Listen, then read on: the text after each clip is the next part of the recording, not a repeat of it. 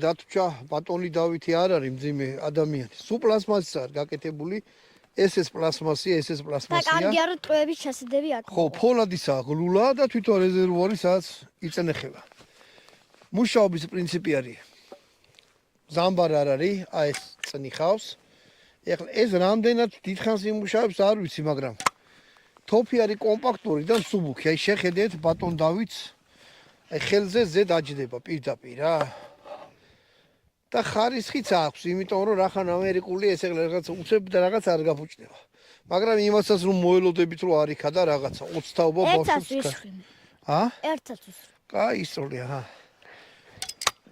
მოკლედ 10 წლამდე ბავშვისთვის ეს არის კარგი, ანუ აი გადატეხვაზე არ არის და რთული და რაღაც არ არის. ადვილად იტენება ტყვია? ტყვი იქ დაჯერა. მე რამდენად დაწნე? მე 4 დაწნე. მაგრამ მესამე. აჰა, მოიტა? მე ანუ ტყვია მოიტა, კაი, გადატეთი. იცი? ხელები გა, ბიჭო, გაყინული და ხო ხედავა რა. მოიტა მე გაგიტენი. მიდია. აჰა. აა. შესახედავთაც ისეთია რა. პატარა კარაბინი არის, რაღაც ისეთი. ყლელობაზე როგორ გითხართ, მაგრამ 3 ზეზე რო ესოლ და ციხს რომ მოარტყა, ეგეთ რაღაც. არ გინდა თოლდან არ მოიყო იქიდან ამ. არის რა გაყინული.